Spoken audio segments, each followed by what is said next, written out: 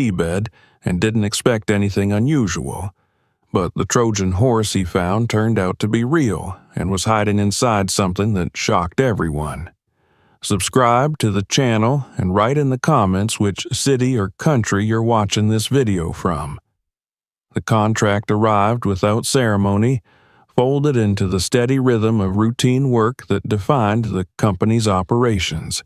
It was not the kind of assignment that promised headlines or celebration, only a set of coordinates, a time window constrained by weather forecasts, and a clear commercial purpose. A private maritime firm had been commissioned to survey and map a stretch of Mediterranean seabed that had remained largely untouched by modern exploration. The stated goal was practical and unromantic: verify the absence of large obstructions before future industrial activity could proceed. Pipelines, cables, shipping lanes, insurance assessments. These were the forces that shaped such missions. History, when it appeared, was usually incidental. The company specialized in operating along that thin boundary where commerce brushed against archaeology. Its crews were trained to recognize when metal and stone ceased to be debris and became heritage. Officially, the protocol was strict. Any object of potential historical value required immediate reporting, suspension of work, and the involvement of state authorities or academic institutions. In practice, the first hours after a discovery were a gray zone. Those hours determined how a find would be interpreted, documented, and remembered. Precision mattered. So did restraint. The expedition assembled in a modest port city whose harbors had seen centuries of departures and returns. The docks bore the scars of constant use: salt-stained concrete, rusted bollards, coils of rope darkened by age and oil. The research vessel itself was utilitarian, stripped of anything ornamental. Cranes rose from its deck like skeletal arms. Hydraulic winches were bolted into reinforced frames, and containers filled with equipment were stacked with careful balance. Nothing on board suggested romance or adventure. Everything spoke of function, efficiency, and risk management. Among the crew was the company's lead diver, a dark-skinned man whose presence was both unassuming and quietly authoritative. Years of experience had shaped him into someone who wasted no movement and no words. His work history included deep inspections of damaged hulls, the recovery of lost cargo, and long hours spent in waters where visibility collapsed into nothingness within arm's reach. He had learned to trust procedures more than instinct, but also to listen to the subtle signals that equipment and environment provided. The sea, he knew, rarely announced danger directly. It suggested it through small deviations that only the attentive noticed. His role on this mission was clear. While remote-operated vehicles and sonar systems would handle the bulk of the survey, any anomaly that resisted easy classification would eventually require human assessment. Machines could map shapes and densities, but only a diver could interpret texture, scale, and intent. He carried the responsibility of making those judgments, often alone, suspended between the vessel above and the seabed below. Preparations unfolded with the practiced rhythm of routine. Sonar arrays were calibrated, navigation systems synchronized, and data feeds tested. Weather reports were checked repeatedly. The Mediterranean was calm on the surface, but currents below could shift without warning, especially near underwater formations that redirected flow. The crew understood the narrow margins they were working within. Each dive window was measured not only in minutes, but in acceptable levels of risk. As the vessel left the harbor and moved towards the designated zone, the coastline receded into a pale line against the sky. The diver reviewed maps and charts that showed little more than depth gradients and historical shipping routes.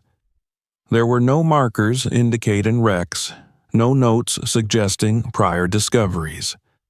The area had been bypassed for decades, deemed uninteresting or impractical to explore.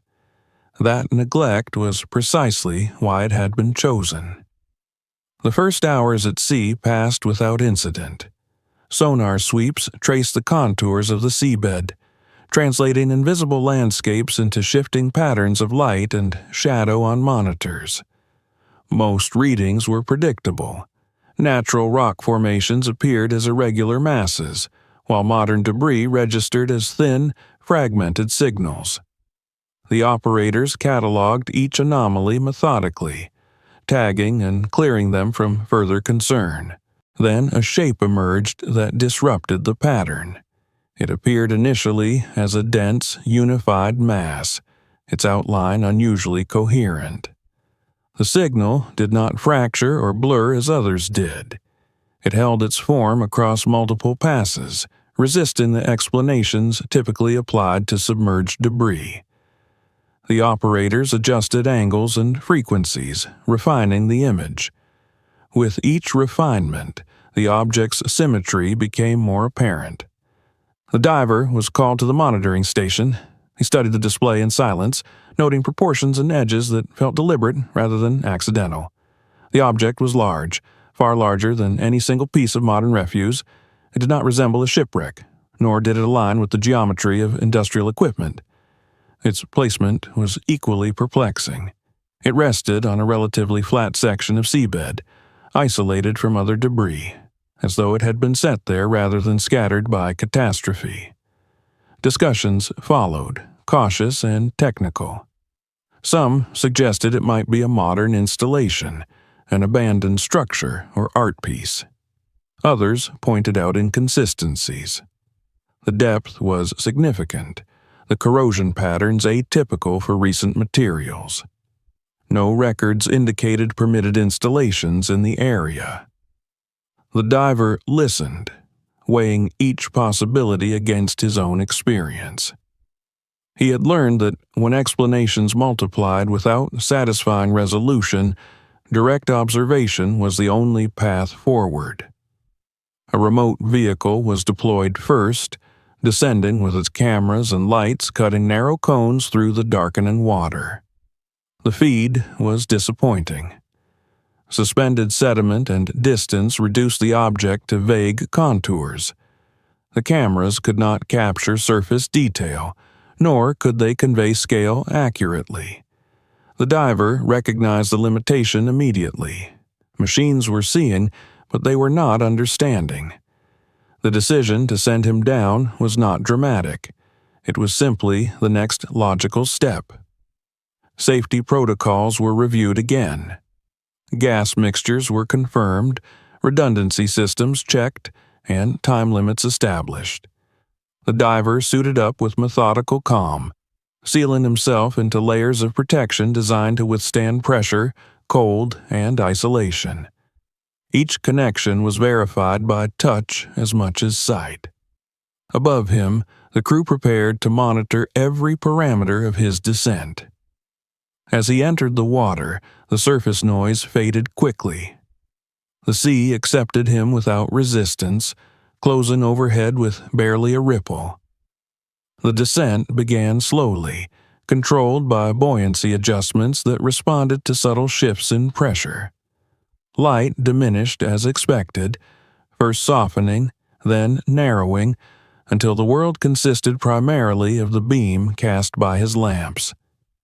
The seabed emerged gradually from darkness, revealing familiar elements: rippled sand, scattered stones, remnants of fishing equipment lost to time and tide. Then, at the edge of visibility, something rose that did not belong to that environment. At first, it appeared as a wall, then as a curved plane that caught the light differently than rock or wreckage. He moved closer, careful not to disturb the sediment.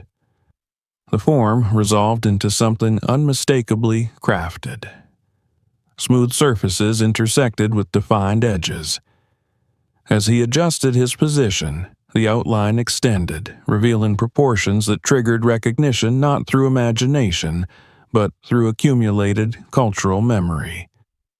It was the body of a horse, massive and deliberate, lying on its side as if laid down by intention rather than force.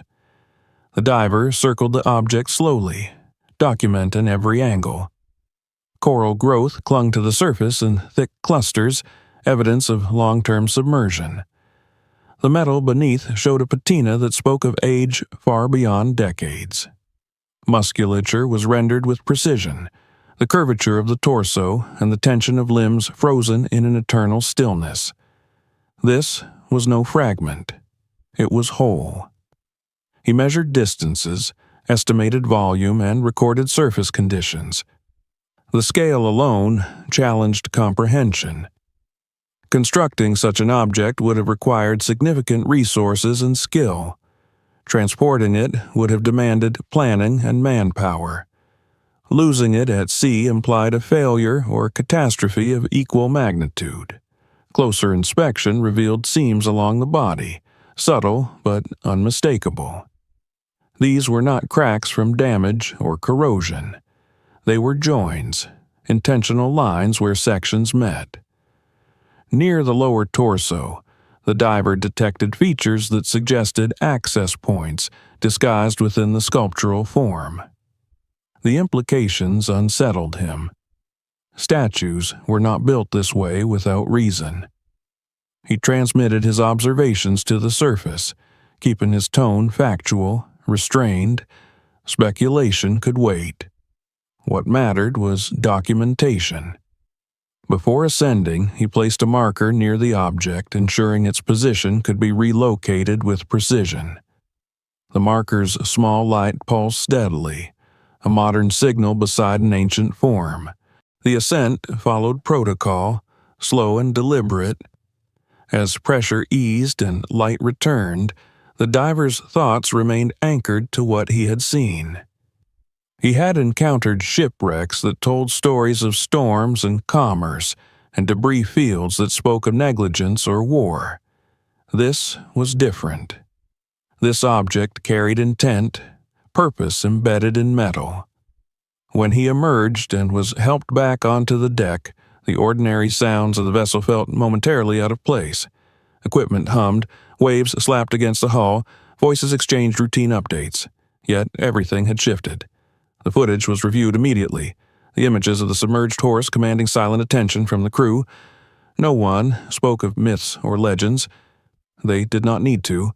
The form itself demanded respect through its sheer improbability. The first chapter of the discovery closed not with answers, but with a collective understanding that the mission had changed. What began as a commercial survey had intersected with something older and heavier than contracts or schedules. Beneath the calm surface of the Mediterranean lay an object that resisted easy explanation, and the decision to engage with it would carry consequences beyond the scope of the original assignment. The shift from discovery to comprehension never happens all at once. It unfolds in fragments, shaped by repetition, scrutiny, and doubt. After the divers returned to the surface, the vessel did not immediately move on, despite the original schedule urging forward momentum. The coordinates of the anomaly were locked into the navigation system, marked with an importance that went beyond standard protocol. What lay below could no longer be dismissed as an undefined obstruction. It demanded attention, and attention, once given, as a way of restructuring priorities. The crew gathered around the monitors as the recorded footage was replayed, slowed, magnified, and examined frame by frame. The bronze surface caught the artificial light unevenly, reflecting not as polished metal, but as something aged and burdened by time. Coral formations clung to it in thick ridges, suggesting not decades but centuries of undisturbed growth. Marine life had claimed the figure as part of the seabed, weaving itself into contours that had once been shaped by human hands. The contrast was unsettling. Nature had accepted the object completely, while the humans now observing it struggled to place it within any familiar category. The diver watched alongside the others, though his experience of the object was fundamentally different. For him, the footage did not merely represent an image, it reawakened the memory of scale and proximity. He remembered how the horse's form had emerged from the darkness, how its proportions dwarfed him, how the stillness of it felt deliberate rather than accidental. The weight of that encounter lingered, pressing against the routine motions of life on deck. Initial discussions remained cautious and technical. The team worked through plausible explanations grounded in modern context. Could it be a contemporary art installation, lost or abandoned? That theory faltered under scrutiny. No permits existed for such a placement, and the depth alone would have made installation prohibitively complex and expensive. The corrosion patterns contradicted recent origin. Modern alloys left signatures that specialists could recognize, and this object's surface told a different story. Others proposed it might be a fragment of a larger wreck, perhaps a decorative element torn from a ship and reshaped by time. But the horse was intact, self-contained, and structurally independent. There were no signs of splintered wood, no scattered timbers or fittings nearby. It lay alone, as if intentionally separated from anything that might explain it. As the debate continued, the diver reviewed his own notes. During the dive, he had measured proportions instinctively, comparing them to his own body, to the reach of his arms, to the length of the equipment he carried. The horse was too large to be ornamental in the conventional sense. Its internal volume, suggested by the thickness of its walls and the distribution of seams, implied a hollow interior. That detail troubled him more than any other. Hollow statues existed, but not at this scale, and not assembled in such a manner. To clarify uncertainties, the decision was made to deploy the sonar again, this time focused solely on the immediate area surrounding the object. The goal was not mapping, but context. If the horse had arrived there as part of a wreck, traces should remain. The sonar sweeps revealed little beyond sediment and minor natural formations. No anchor chains, no ballast stones, no debris field that would indicate a vessel's violent end. The absence of such evidence sharpened the mystery rather than resolving it. The crew began to sense that they were dealing with something singular, not merely rare, but anomalous. The Mediterranean had yielded countless artifacts over millennia, yet few that combined scale, craftsmanship, and isolation in this way. The object resisted classification, and that resistance carried its own gravity. Attention turned back to the diver, whose observations had initiated this shift. He was asked to describe the seams again, in greater detail. He spoke carefully, grounding his account in what he had seen and touched. The seams followed lines that complemented the anatomy of the horse, disguised within musculature and natural curves. They were not random repairs or stress fractures. They were designed. Their placement suggested assembly, possibly even disassembly, an idea that seemed increasingly difficult to ignore. The possibility that the object contained an interior space was now openly acknowledged. That realization changed the tone of the expedition. The horse ceased to be merely an artifact and became a structure. Structures imply use. Use implies intent. Intent implies story. Before any attempt could be made to interact further with the object, samples were required. Not large, damaging extractions, but minimal fragments that could provide data without altering the integrity of the find. The crew prepared tools designed for precision, capable of removing microscopic material from areas already compromised by corrosion. The diver did not return to the seabed for this task. Instead, a remotely operated system was guided with extreme care, its movements slower than usual, as though caution itself had weight.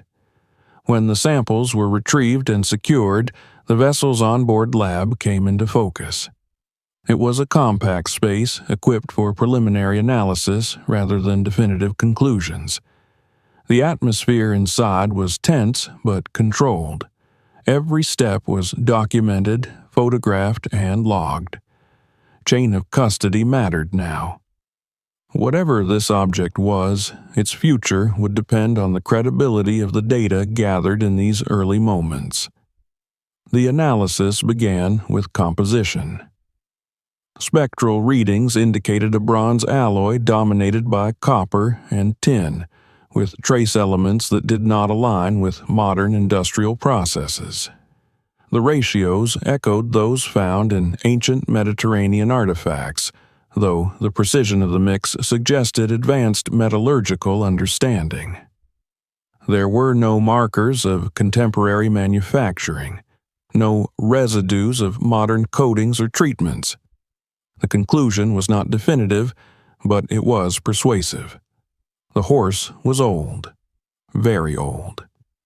That assessment reverberated through the crew. If the object was indeed ancient, then its presence on the seabed was not merely curious, but historically significant. The diver felt a quiet shift within himself as the implications settled.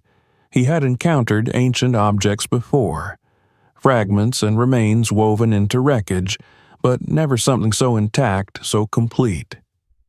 This was not history in pieces. It was history preserved in bulk. With age established as a strong possibility, comparisons followed.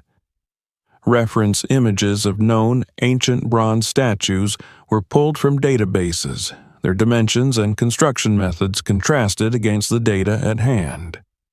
The differences were striking. Traditional statues were solid or only partially hollow, designed for stability on land. This horse, by contrast, appeared engineered for containment.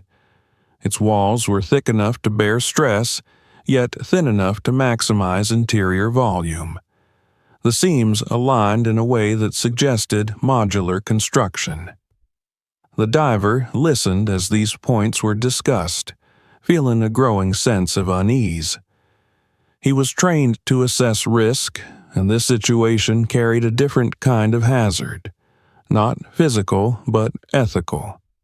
The more the object revealed itself as something extraordinary, the more likely it was to attract attention beyond the control of the crew. Governments, institutions, private interests, all would have stakes in whatever lay beneath the sea. The expedition leader faced difficult decisions. Continuing work without reporting could jeopardize the company's standing. Reporting too early could halt the mission entirely, stranding equipment and personnel in bureaucratic limbo. Yet delaying acknowledgement risked accusations of concealment. The balance was delicate, and it rested on incomplete information. A compromise was reached. External expertise would be consulted, but selectively. A marine archaeologist with whom the company had previously collaborated was contacted, provided with sanitized data that conveyed significance without revealing exact coordinates. The goal was guidance, not permission. The response was swift and measured. The archaeologist confirmed what the data suggested. The object did not fit known categories. It warranted extreme caution. Recommendations followed. Do not attempt to open or penetrate the structure at depth. Do not remove additional material beyond what had already been sampled. If possible, recover the object intact, preserving context for controlled examination. The advice was clear, and it carried weight. Lifting such a structure would be complex, but leaving it in place indefinitely was not a viable option either. Exposure to currents, corrosion, and human interference posed ongoing threats. The idea of recovery introduced new challenges. The horse's size and mass required heavy lifting equipment, precise calculations, and a stable platform. The diver contributed his assessments, recalling the object's orientation and the firmness of the seabed beneath it. He noted areas where support could be applied without stressing the seams. His familiarity with the form, gained through that initial encounter, now became an asset. As preparations began, the atmosphere on board shifted once more. Routine gave way to anticipation, and anticipation to gravity. The crew understood that they were no longer merely surveying the seabed.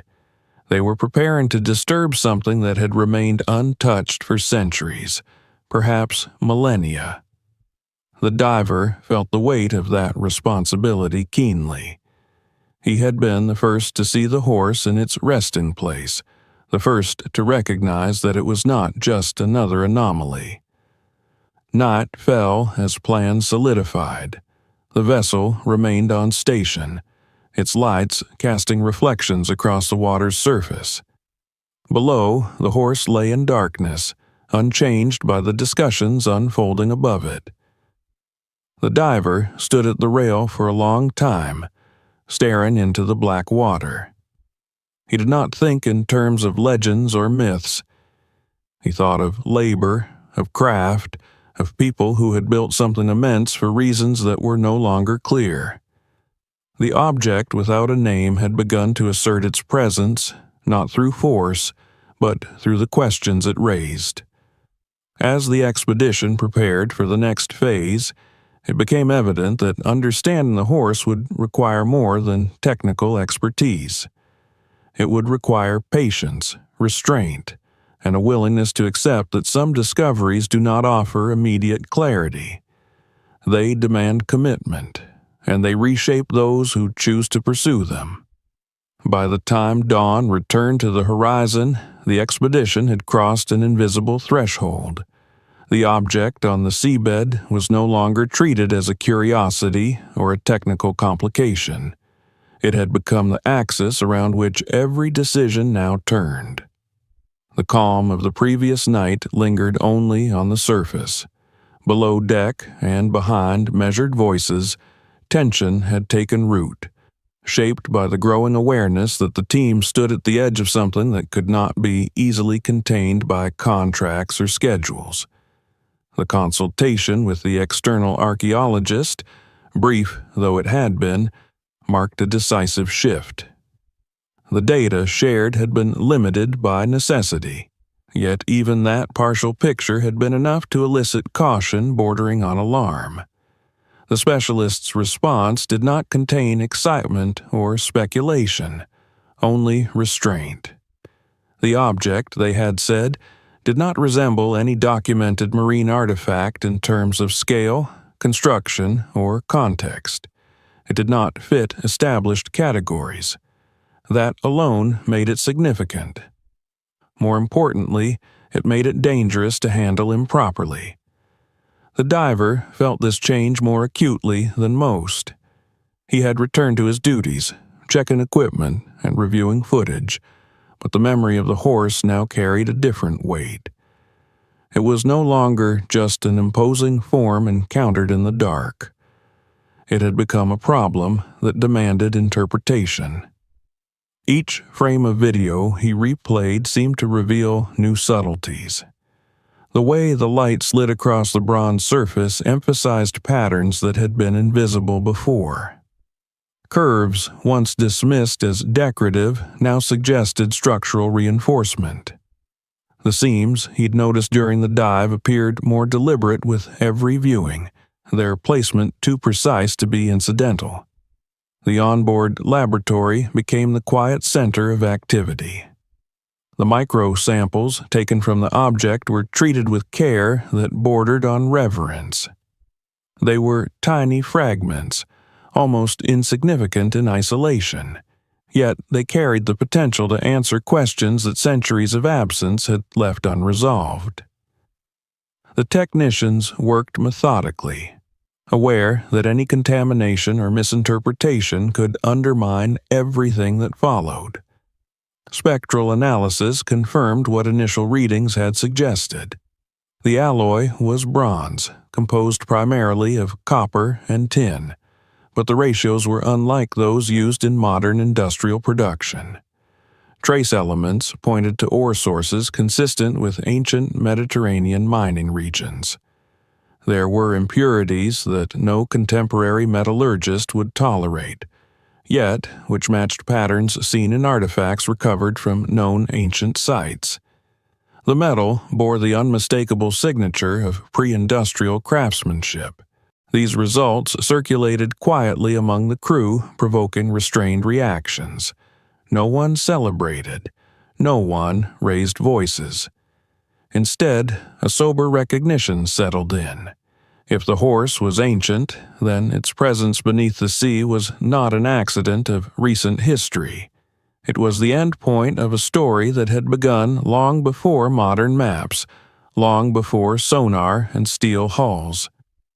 The diver participated in these discussions sparingly, offering observations when asked. He described the thickness of the bronze plates, the way they seemed engineered to distribute stress.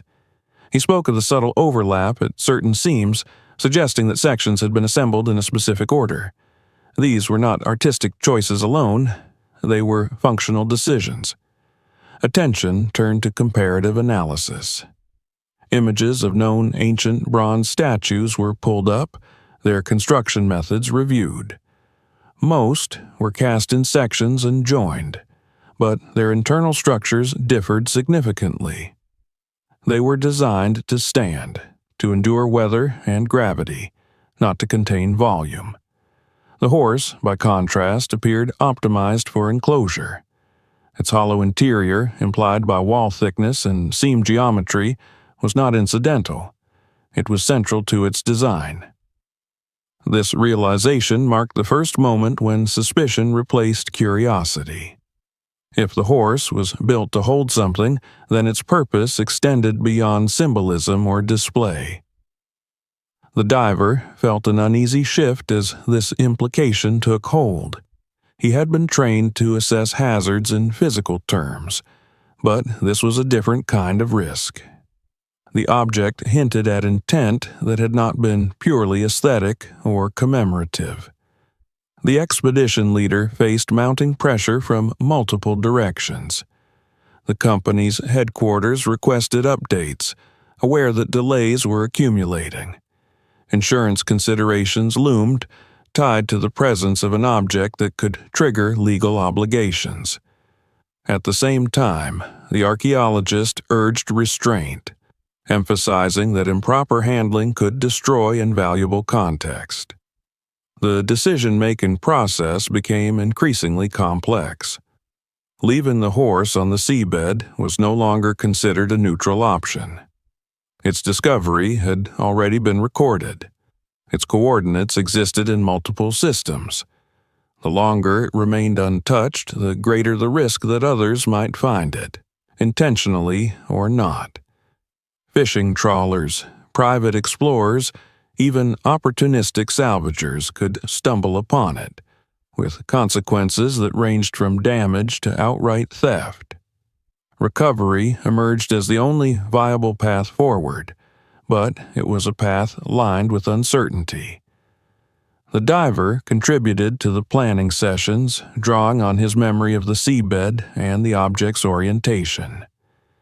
He described how the horse rested on its side, partially embedded in sediment, and how the surrounding area was relatively clear. This isolation, once puzzling, now offered a practical advantage. There were no entangling structures to complicate lifting. Calculations followed. Engineers estimated the mass of the bronze alone, then added conservative margins for sediment trapped within and marine growth clinging to the surface. The numbers climbed quickly, reaching figures that demanded heavy lift capabilities beyond the vessel's onboard equipment. A secondary ship would be required, one equipped with cranes capable of controlled multi-point lifts. Throughout these discussions, the diver remained aware of his unique position. He was the only one who had seen the horse directly, without mediation. The object existed for others as data and imagery, but for him it was a physical presence, a thing that had occupied space beside him in the dark. That proximity lent his assessments a quiet authority, but it also burdened him with responsibility. If something went wrong, his initial interpretation would be scrutinized. The archaeologist's guidance continued to influence decisions. Any attempt to penetrate the object at depth was strictly ruled out. If the horse contained an interior space, opening it underwater could collapse internal structures, introduce sediment, or destroy evidence that might be crucial to understanding its purpose. Recovery had to be intact, or not at all. As plans solidified, a subtle shift occurred within the crew's perception of the horse. It was no longer merely ancient metal. It had become a vessel of possibility, a container not yet revealed.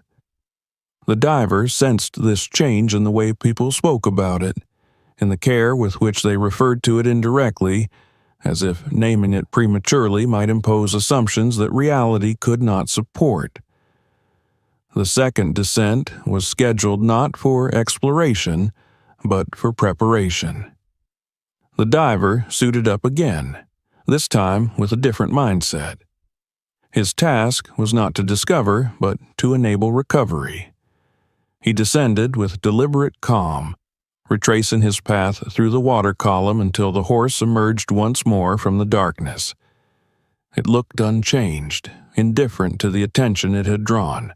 Working slowly, he examined the points where lifting straps might be placed without stressing the seams.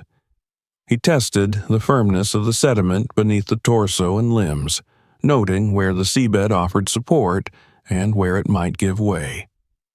Every movement was careful, guided by the awareness that any misjudgment could compromise the entire operation. He affixed markers and guidelines, ensuring that when the cranes arrived, the process could proceed with precision.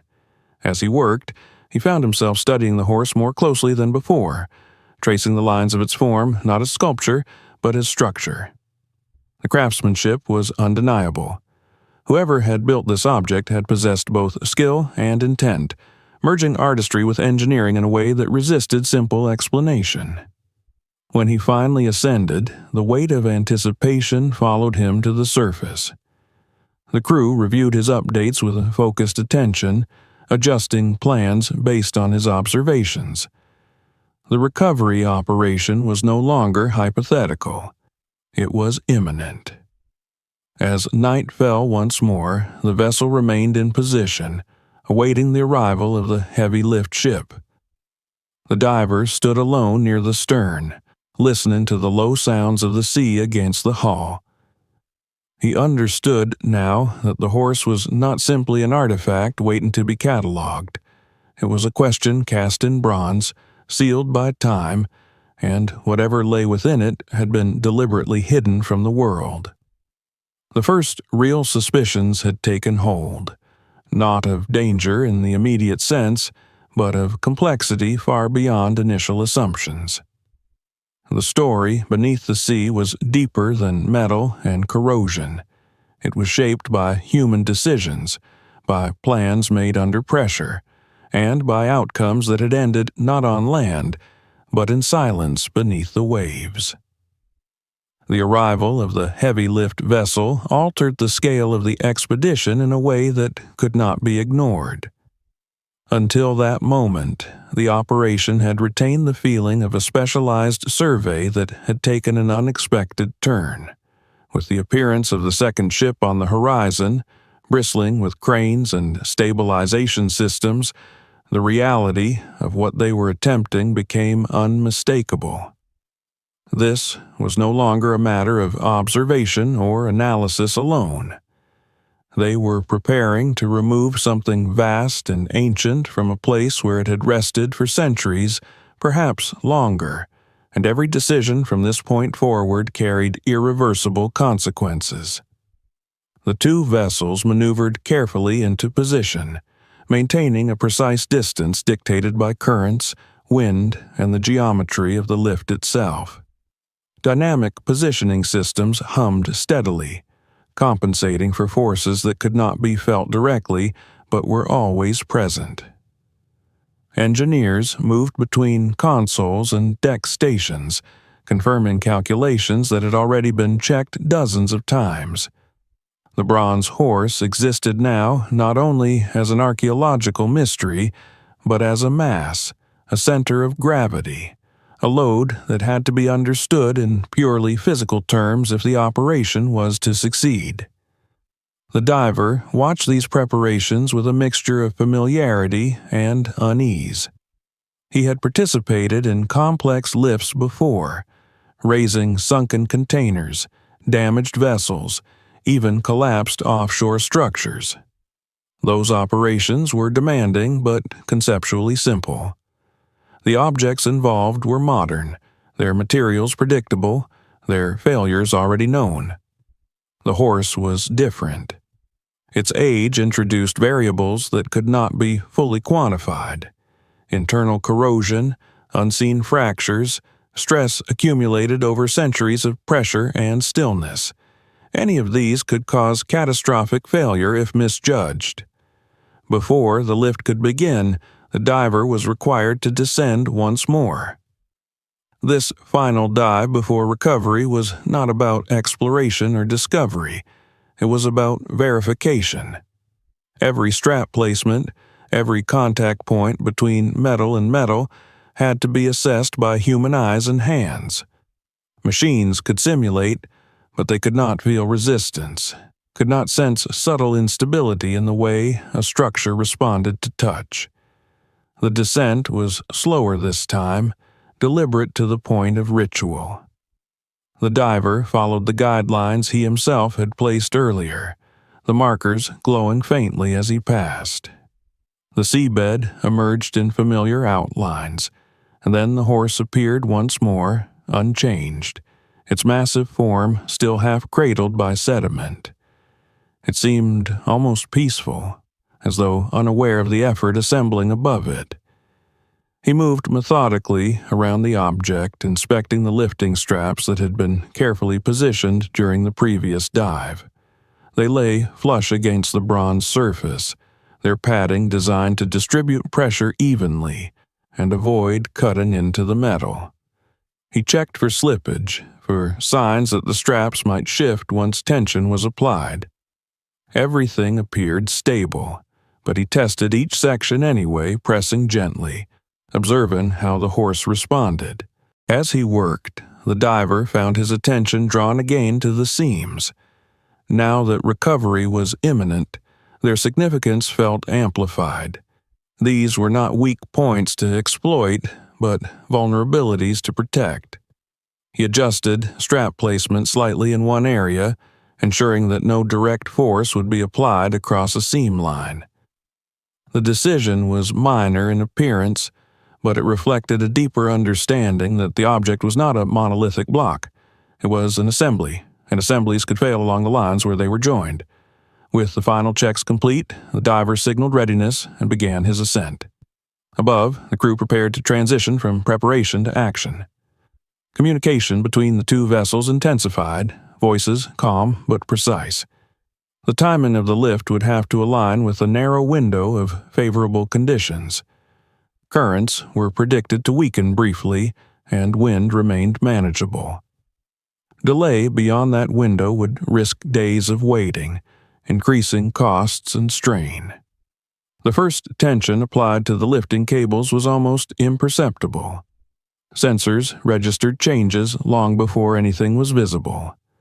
Slowly, carefully, force was introduced into the system, testing responses rather than committing fully.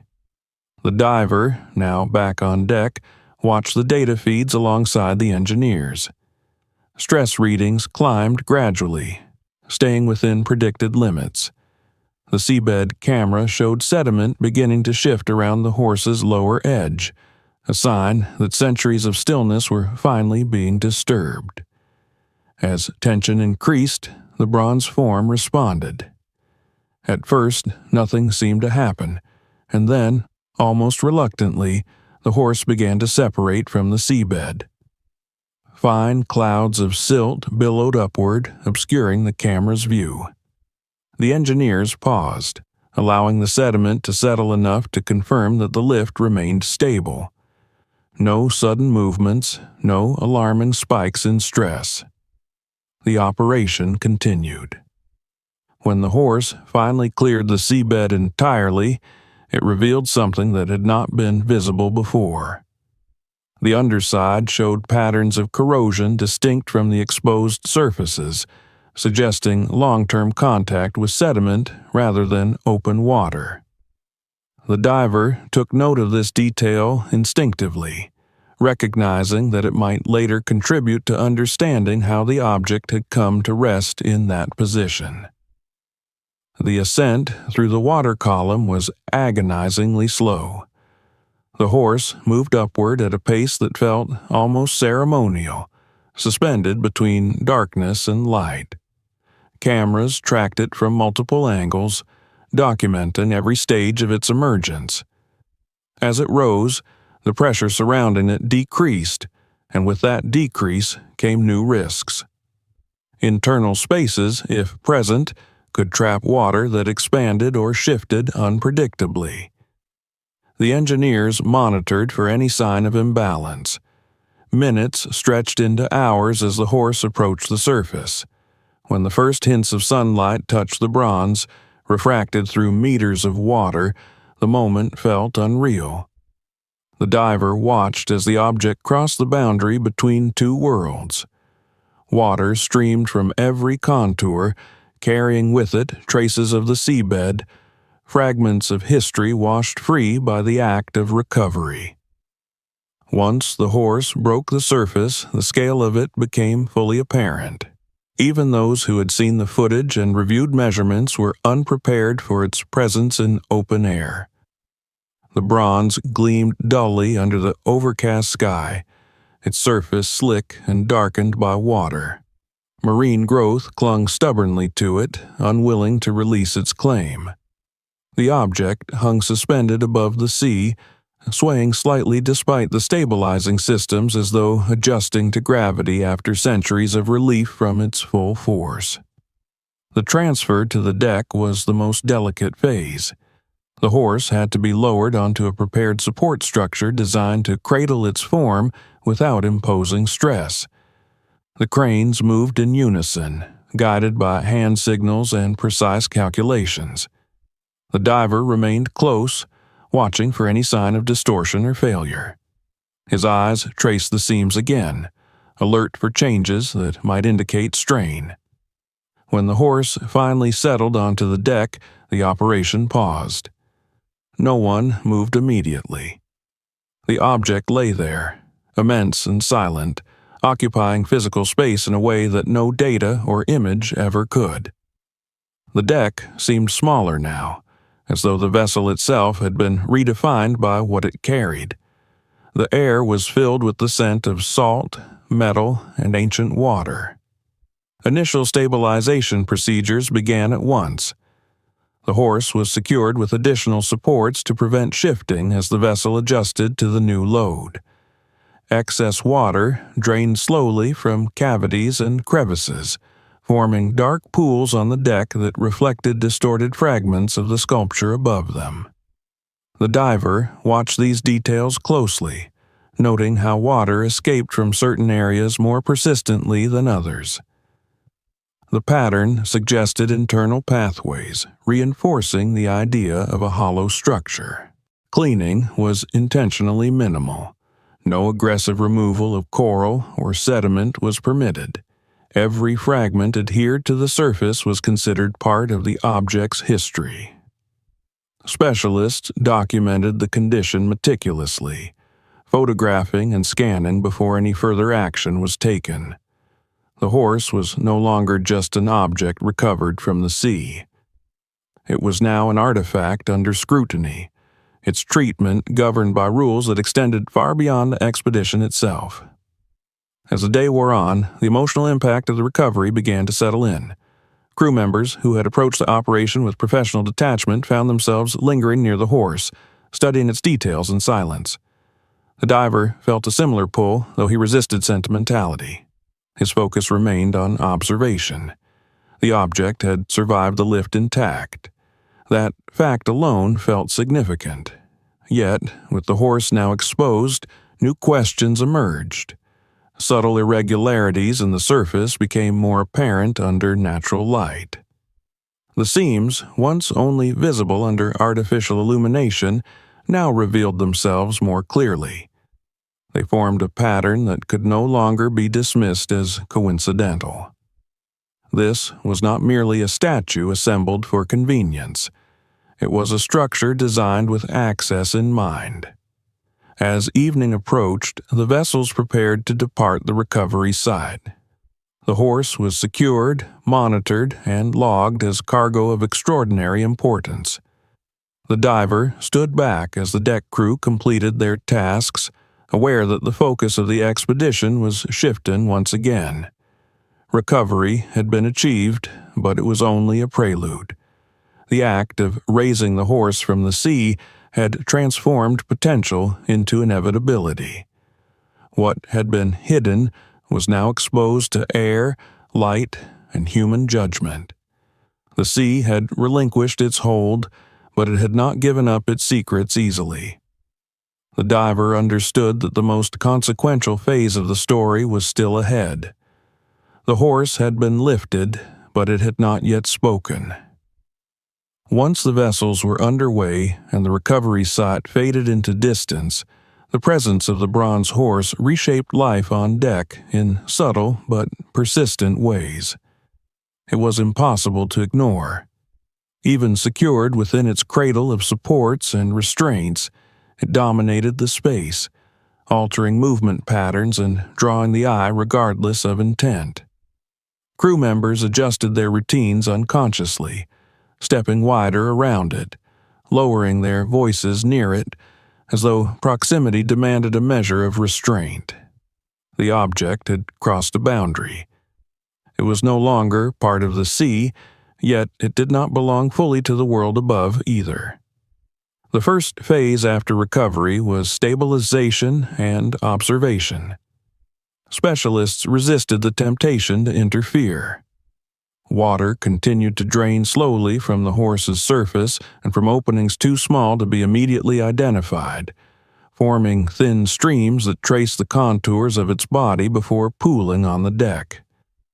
These patterns were documented carefully. The way water exited the structure suggested internal channels rather than random seepage, reinforcing conclusions already forming in the minds of those studying it. This was not solid bronze shaped around a core and sealed forever. It was something assembled with internal logic. Natural light revealed details that artificial illumination had masked. The patina of the bronze varied subtly across the surface, darker in some areas, lighter in others, responding to differences in exposure, corrosion, and marine growth. Coral clusters clung most heavily along the upper surfaces that had faced open water, while areas that had rested against sediment were smoother, marked by long-term contact rather than biological colonization. These contrasts told a quiet story of orientation and stillness, of an object that had not tumbled or shifted significantly since coming to rest. The diver spent long periods near the horse, not out of sentiment, but necessity. His familiarity with its form made him a natural reference point for others. When engineers or archaeologists noticed irregularities, they turned to him for confirmation. He traced seam lines with his eyes, following their paths across the torso and limbs. On deck, these seams appeared more coherent than they had underwater. They aligned with anatomical divisions that were too precise to be coincidental. Muscles and joints disguised structural boundaries, allowing access points to exist without disrupting the illusion of a continuous sculpture.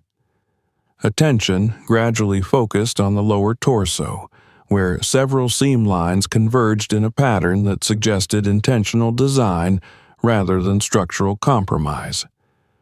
The bronze in this area showed different wear, as though it had been handled or manipulated more than the rest. Corrosion had progressed unevenly along a narrow outline that did not correspond to stress fractures or casting flaws. It looked, unmistakably, like a boundary. Before any attempt was made to interact with that boundary, formal protocols were established. The presence of an archaeologist on board became more than advisory. Every action now required documentation, justification, and oversight. The company's legal obligations expanded in real time, and communications with authorities intensified. Yet, within these constraints, there remained a narrow window in which preliminary examination could occur, provided it was non-invasive and reversible. The first step was mapping. High-resolution scans were conducted across the surface of the horse, generating three-dimensional models that revealed variations in thickness and density. These scans confirmed suspicions. Beneath the bronze skin lay an internal cavity of significant volume. The walls were thick enough to bear stress, but consistent in a way that suggested deliberate engineering. The cavity was not incidental. It was central. Within this mapped space, one area stood out. Near the rear of the torso, concealed within the sculpted anatomy, was a denser cluster of mechanisms. Metallic shapes appeared embedded within the bronze, distinct from the surrounding material. Their configuration hinted at moving parts, though centuries of corrosion had rendered them immobile. The scans suggested a locking system, primitive by modern standards but sophisticated for its time. The realization that the horse possessed a concealed access point changed the atmosphere aboard the vessel decisively. Until then, the object had been treated as an artifact to be preserved and studied. Now it was understood as a container. Containment implies content, and content implies revelation. The diver felt the shift keenly. His role as observer was giving way to that of witness to something that would soon be irreversible. Debate arose regarding the timing of any attempt to open the structure. Some argued that the horse should be transported intact to a controlled facility, where conservation environments and full laboratories could ensure maximum preservation. Others countered that internal conditions might already be degrading whatever lay inside. If water had entered the cavity during recovery, delays could cause further damage. The decision was fraught, balancing caution against urgency. The diver listened to these discussions, aware that his perspective carried weight. He recalled the patterns of water drainage he had observed immediately after recovery, the way certain channels had released water persistently, while others remained dry. That memory suggested that internal compartments existed, and that some may have been sealed more effectively than others. He conveyed this observation carefully, framing it not as conjecture, but as empirical detail. The implication was clear. If a sealed compartment existed, its integrity might already be compromised by the transition from deep-sea pressure to surface conditions. The final decision was to conduct a limited opening on deck under strict controls, focusing solely on the identified access point. No cutting of bronze would occur. If the mechanism could be engaged without structural damage, it would be attempted. Otherwise, the structure would remain sealed until proper facilities were reached. Preparation for this process was meticulous. Tools were selected for precision rather than force. Corrosion inhibitors and stabilizing agents were prepared, ready to be applied immediately if internal surfaces were exposed. Cameras were positioned to capture every moment from multiple angles, ensuring that no detail would be lost to oversight or haste. As work began, the concealed nature of the access point became even more apparent. What appeared at first glance to be a continuous sculptural surface revealed itself upon closer examination as a cleverly integrated panel. Its outline followed natural curves, invisible unless one knew where to look. The locking mechanism was partially exposed now, its metal swollen and fused by centuries of corrosion, yet still recognizable as intentional design.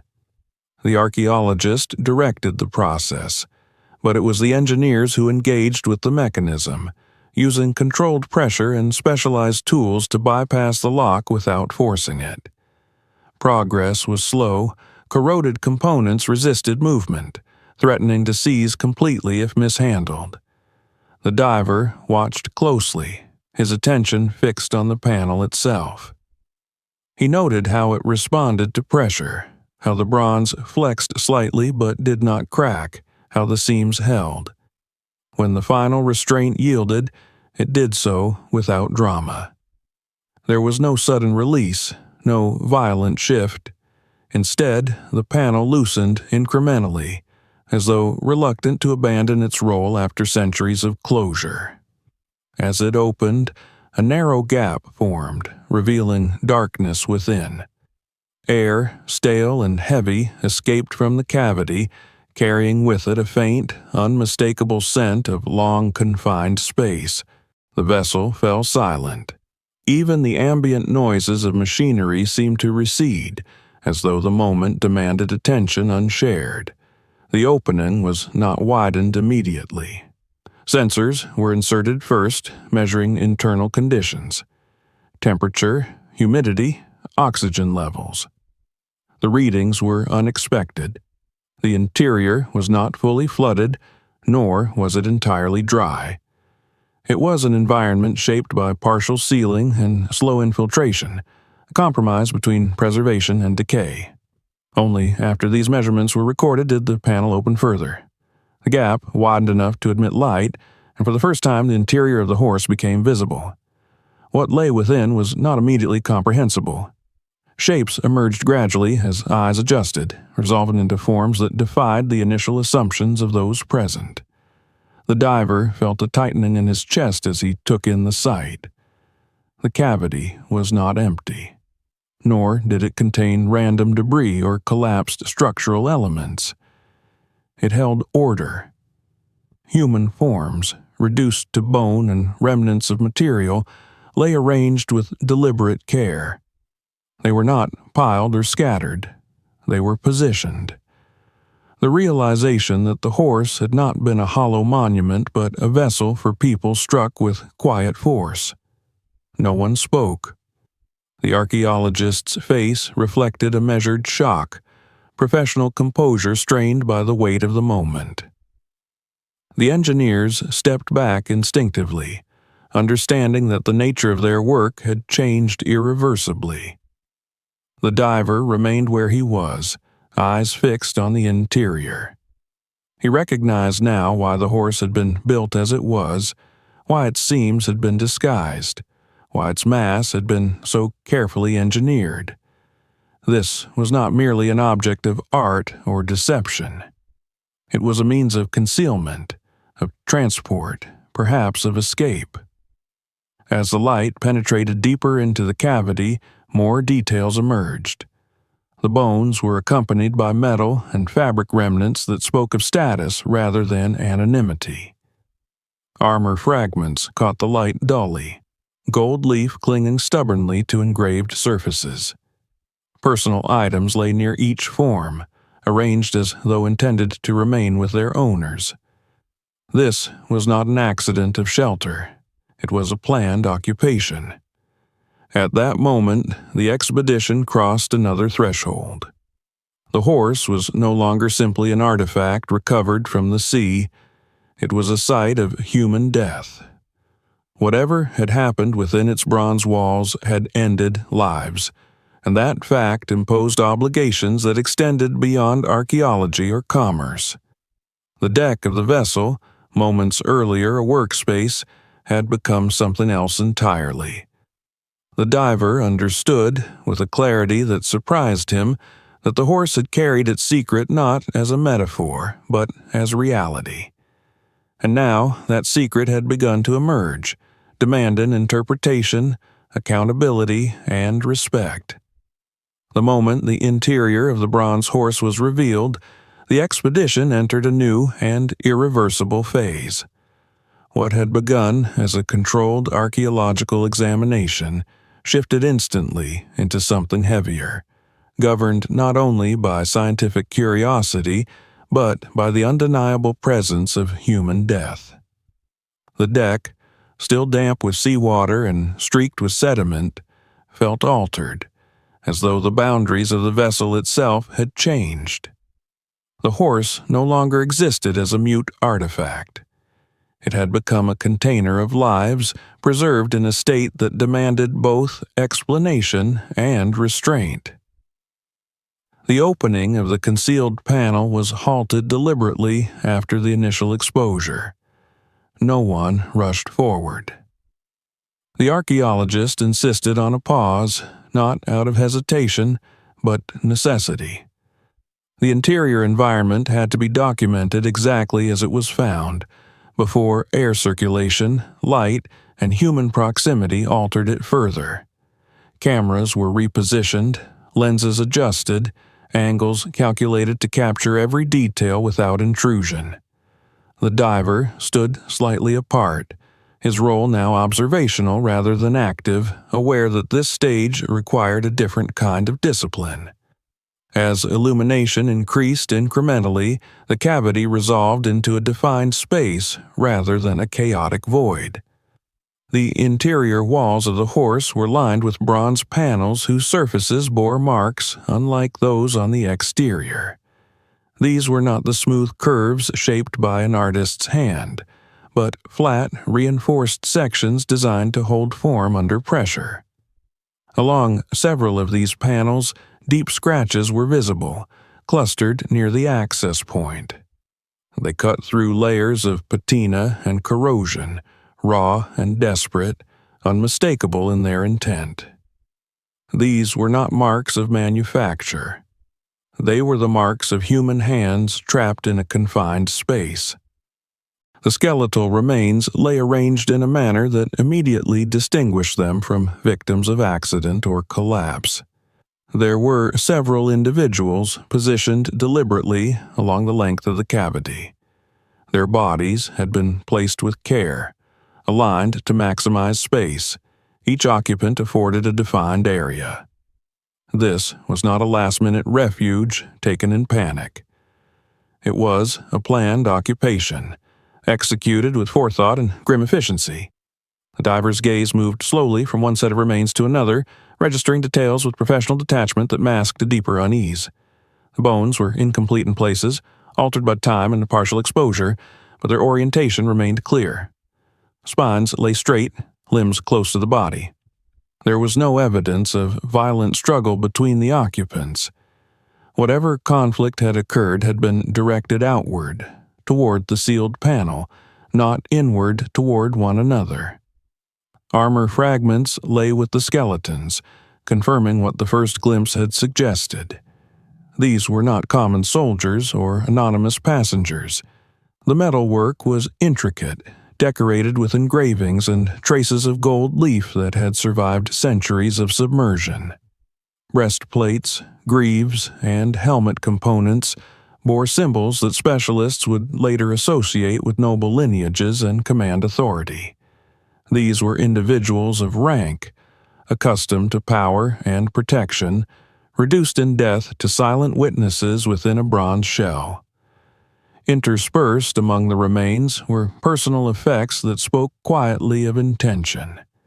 Leather water skins, now collapsed and brittle, lay empty near several of the skeletons. Their placement suggested rationing, preparation for a journey, rather than confinement without purpose. There were no food remains identifiable at first glance, only containers that might once have held provisions now long dissolved or consumed. The diver noted this absence instinctively. Water skins without food implied a short-duration plan, a transit rather than long-term concealment. The interior space bore signs of use beyond mere occupancy.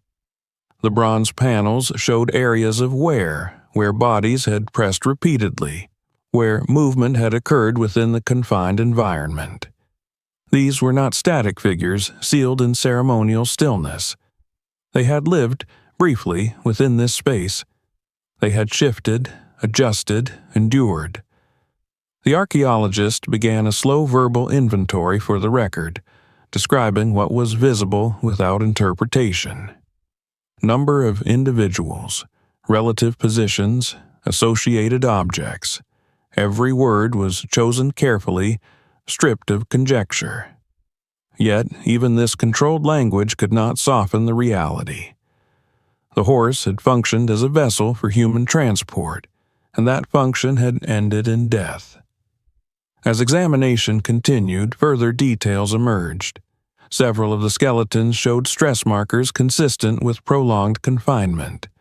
Bones bore subtle signs of strain, particularly in the hands and forearms, suggesting repeated exertion against resistance. Fingertips, where preserved, showed wear patterns that aligned disturbingly well with the scratch marks on the interior panels. These individuals had not accepted their fate passively. They had fought against the limits of the structure until strength failed. The diver felt an unexpected tightening in his throat as these connections formed. He had worked around death before, had seen remains recovered from wrecks and collapsed structures. Those scenes carried their own gravity, but they were chaotic, shaped by disaster. This was different. The order of the bodies, the preparedness implied by their equipment, spoke of a plan gone wrong rather than a sudden catastrophe.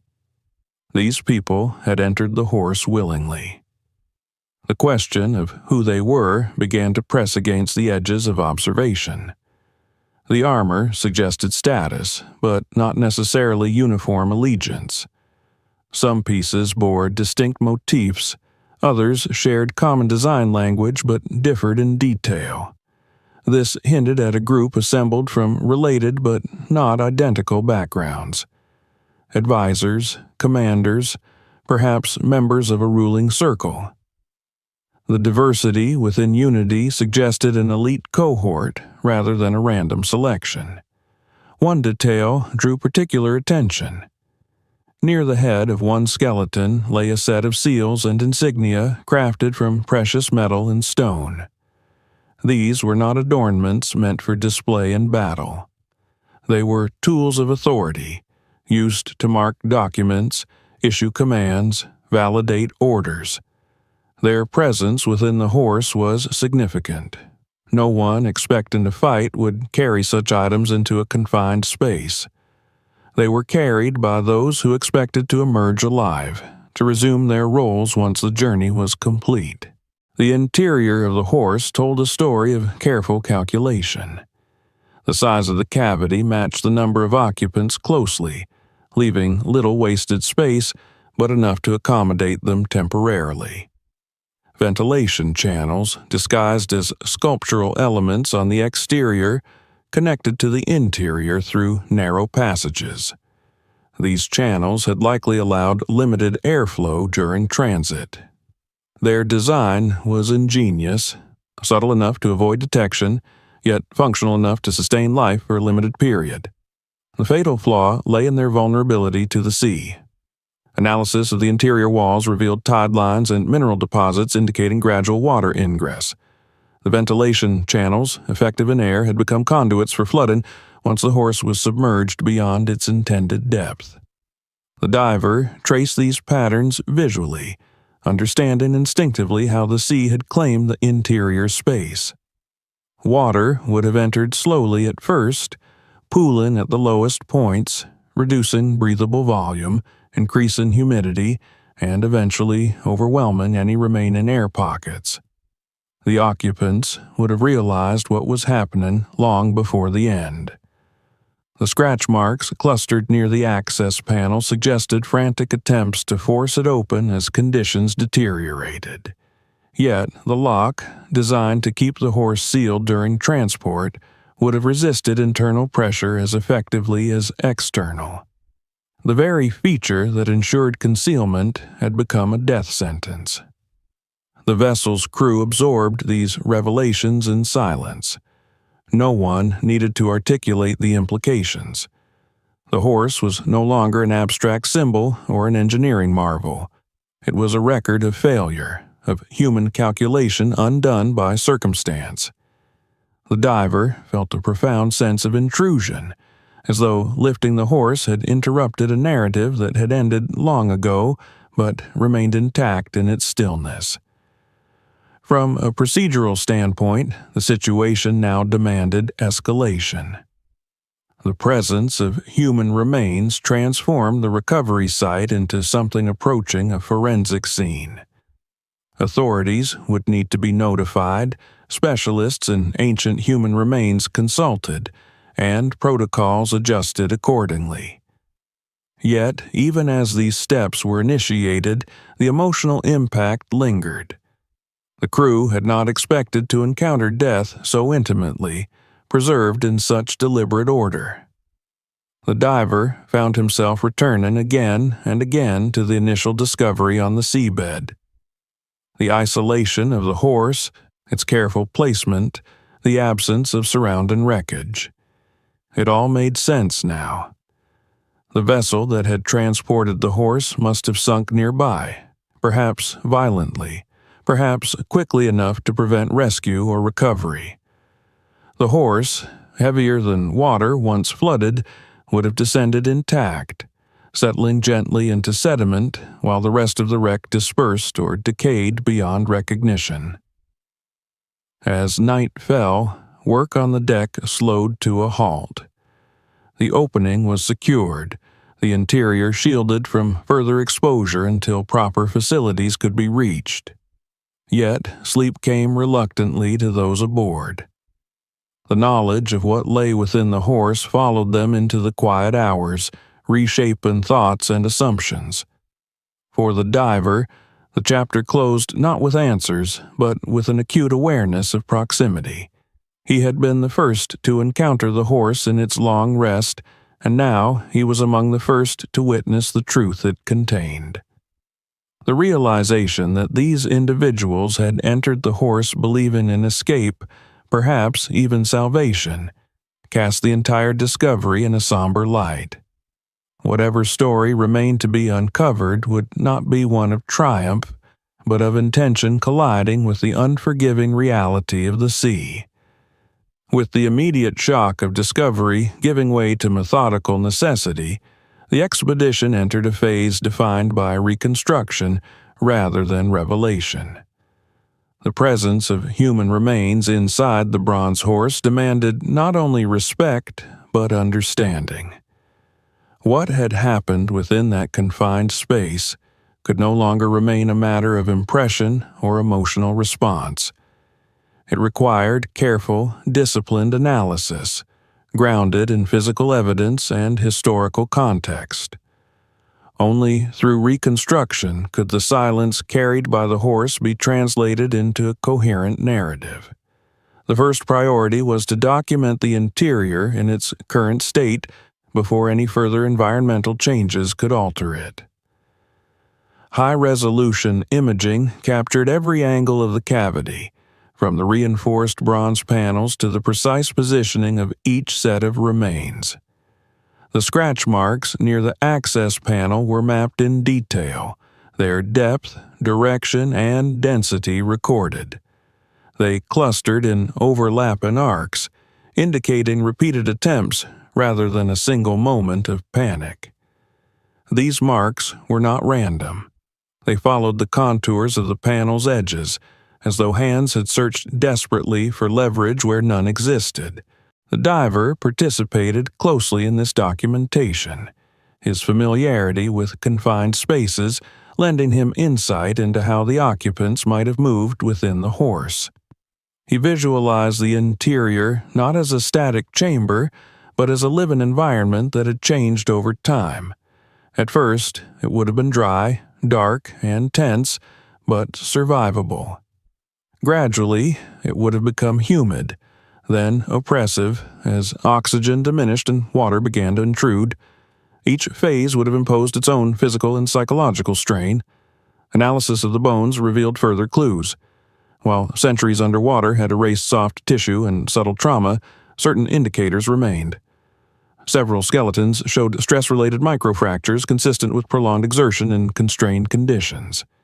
The hands and forearms in particular bore evidence of repeated strain.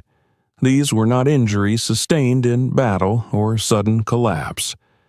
They spoke of effort extended beyond normal limits, of people using their bodies as tools against an unyielding barrier. The positioning of the remains suggested an agreed-upon arrangement rather than chaos. Individuals had been placed in a way that maximized the limited space, heads aligned, limbs kept close to the torso. This arrangement would have allowed them to endure the journey for as long as conditions permitted. It also suggested hierarchy and planning. Someone had organized this, allocating space and perhaps responsibility. The presence of seals and insignia reinforced the notion that authority had been exercised even within the horse. Attention turned next to the ventilation system. What had initially appeared to be purely sculptural elements on the exterior were now understood as functional channels. Thin conduits ran from the horse's nostrils and other discrete openings to the interior cavity, allowing air to circulate during transit. The design was subtle and ingenious, masking necessity within art. Yet, this ingenuity carried inherent risk. The channels were unprotected against immersion. Once submerged beyond a shallow depth, they became pathways for water rather than air. Mineral deposits inside the channels indicated a gradual influx rather than a sudden flood. Water would have entered slowly, rising incrementally, reducing available airspace over time. This detail was crucial. It meant that the occupants were not overtaken instantly. They experienced the progression, the awareness of impending suffocation or drowning, and the futile hope that the situation might reverse. The diver understood this progression instinctively, having spent years monitoring air supply and pressure underwater. The difference was that he always retained control. They had not. The likely sequence of events began to take shape. The horse had been loaded onto a vessel, likely under cover of darkness or distraction, intended to bypass a blockade or enemy surveillance. The occupants, elites rather than soldiers, entered the cavity willingly, carrying water and symbols of authority, expecting a brief and dangerous but survivable journey. The vessel set sail, relying on deception rather than force. At some point, the plan failed. Whether due to a storm, navigational error, or interception, the transporting ship sank. The speed and violence of that sinking determined the fate of the horse's occupants. Evidence suggested the vessel did not linger long enough for rescue or retrieval. The horse, heavier and more stable than wooden structures, detached or was released, descending intact as the ship broke apart or vanished. As the horse sank, pressure increased and water began to invade the ventilation channels. At first, the occupants may have believed the intrusion temporary, a leak that could be endured until rescue. They would have adjusted their positions, rationed air unconsciously, waited. As water levels rose, panic would have set in. The scratch marks near the panel recorded that moment with brutal clarity. They pressed against the lock, pulled, struck, scraped, seeking any weakness. The lock did not yield. Designed to withstand external force and conceal its function, it was impervious to desperate hands from within. The bronze walls that had promised concealment became a prison. Eventually, the remaining air would have been displaced entirely. Whether the occupants lost consciousness before drowning or endured until the end could not be known. The evidence allowed only the conclusion that death came slowly, shaped by confinement and inevitability. The diver found this reconstruction deeply unsettling. His professional life revolved around managing air, time, and pressure. He knew the sensations of oxygen deprivation, the creeping urgency, the narrowing of thought. To imagine those sensations experienced without agency or escape pressed heavily on him. Yet he remained focused on the task, aware that clarity was a form of respect. Historical context provided further structure to the narrative. Ancient naval blockades were common during periods of conflict, and deception was often employed to bypass them. The idea of using a hollow structure to transport people or goods covertly was not implausible within that framework. What made this case extraordinary was the scale and symbolism of the chosen vessel. A horse, monumental and evocative, was both a disguise and a statement. It relied on the enemy's assumptions, on their willingness to see what they expected rather than what was real. Yet unlike the legends that would later romanticize such deception, the reality revealed here was stark. The horse did not deliver victory or surprise, it delivered loss. The plan's failure erased its participants so completely that only the sea remembered them, holding their remains in silence until chance and technology intervened. The absence of surrounding wreckage became understandable in this light. Wooden hulls decayed, scattered, or were reclaimed by currents. Metal fittings corroded into anonymity. The horse, dense and intact, settled gently and remained. Its very durability ensured its isolation. The diver recalled how it had rested on the seabed, untouched by debris, as though set apart intentionally. That separation was not design, but consequence. As the reconstruction took form, the expedition's role shifted once more. The crew were no longer discoverers alone. They were intermediaries between past and present, tasked with translating physical evidence into historical understanding. Reports were drafted, combining archaeological observation with forensic inference. Each claim was carefully bounded, avoiding speculation beyond what the evidence could support. The diver contributed a section detailing the physical dynamics of submersion and air loss, drawing on his expertise to explain how the interior environment would have evolved. His language remained technical, but the implications were unmistakable. The horse had been an escape pod, and the sea had turned it into a tomb. By the end of this phase, the story had achieved a grim coherence. There were no remaining mysteries about what had occurred inside the horse, only unanswered questions about who the occupants were by name and origin. Those answers would require further study, perhaps comparison of symbols and materials with known historical records. But the core narrative was clear. As the vessel approached its destination, carrying the horse toward facilities equipped for deeper analysis, the diver felt a quiet sense of closure regarding the reconstruction. Understanding did not ease the tragedy, but it framed it. The horse was no longer an enigma suspended between interpretations. It was a testament to human ingenuity undone by circumstance and to the unforgiving nature of the sea.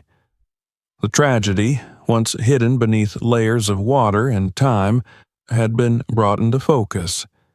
What remained now was to decide how it would be remembered. By the time the vessels reached port, the expedition no longer belonged solely to those who had begun it. News of the discovery, released in controlled fragments through official channels, had already spread beyond the maritime and academic communities. What had been recovered from the sea was no longer described simply as a bronze horse. It was referred to as an unprecedented historical artifact, a find that challenged assumptions embedded deeply within cultural memory. Yet, behind the measured language of press statements and preliminary reports lay a weight that could not be reduced to headlines. The port that received the ship was transformed by the arrival. Security was tightened, access restricted, and the movement of personnel monitored closely.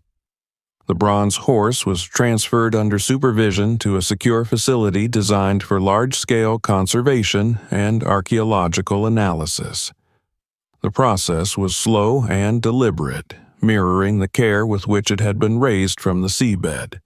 Every strap removed, every support adjusted, was documented. The object had become not only fragile in a physical sense, but sensitive in its implications. For the diver, the transition from sea to land brought an unexpected sense of distance.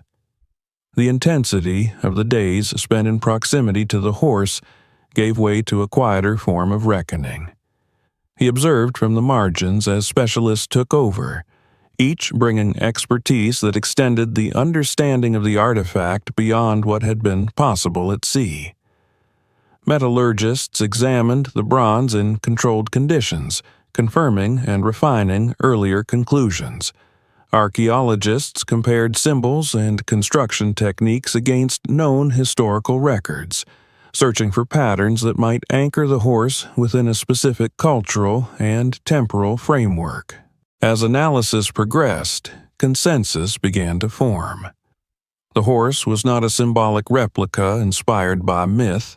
It predated the legends that would later define the concept of the Trojan horse. Instead, it appeared to be a functional prototype, a real-world application of deception that history had later transformed into metaphor. This reversal unsettled long-held narratives. The legend had not inspired the act. The act had inspired the legend, stripped of its tragic conclusion and reshaped into a story of triumph. The remains recovered from the interior were treated with the gravity they deserved. Specialists in ancient human osteology confirmed that the individuals were adults, predominantly male, though not all. Their ages suggested experience rather than youth, aligning with the interpretation that they were leaders rather than expendable operatives. Isotopic analysis hinted at varied geographic origins, consistent with an elite group assembled from allied regions or factions.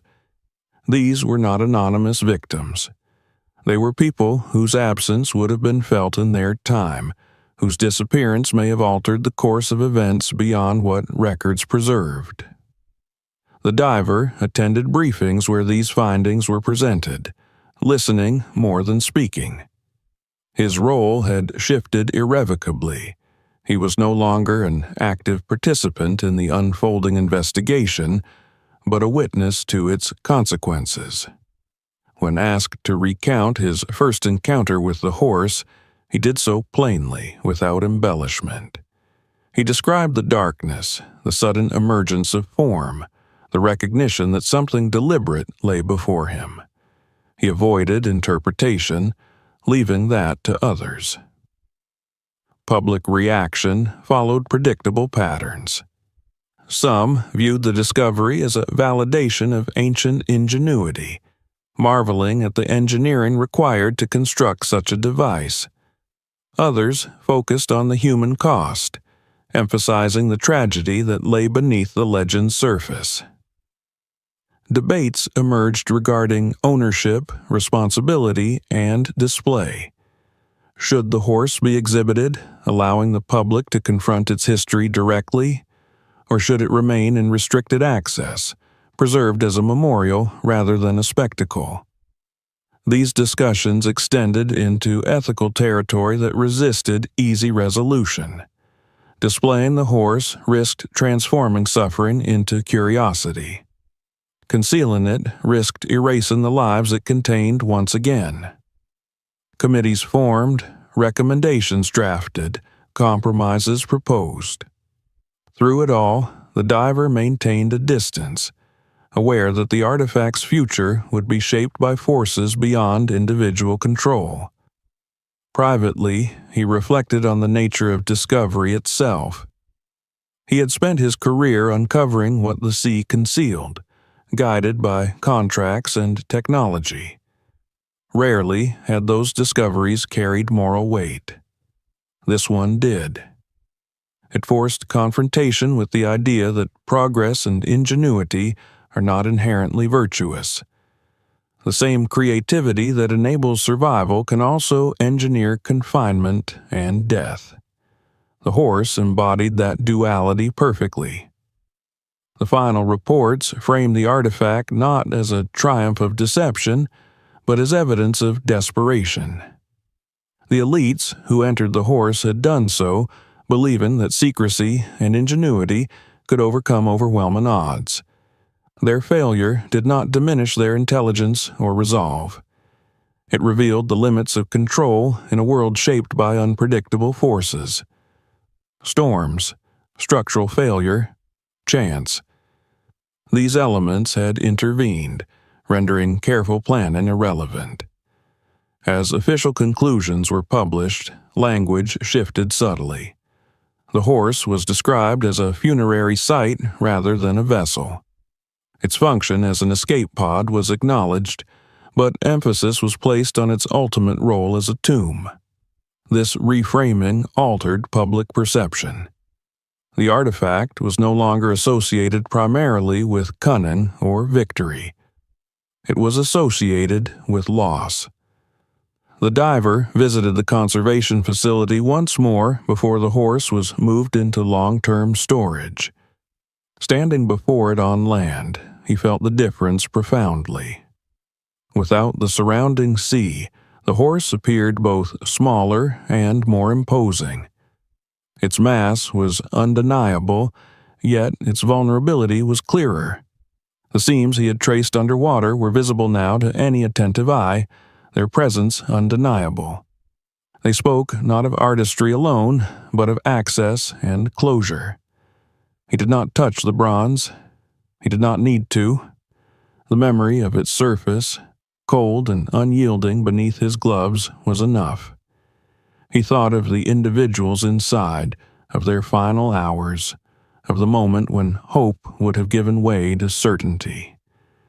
He thought of how easily their story had been overwritten by myth, transformed into a narrative of cleverness that erased consequence. In the end, the diver's role in the story remained understated. He returned to work, to contracts and coordinates and routine descents into darkness. Yet, the discovery lingered, reshaping his understanding of what it meant to find something lost. Not all recoveries restore. Some reveal costs that cannot be repaid.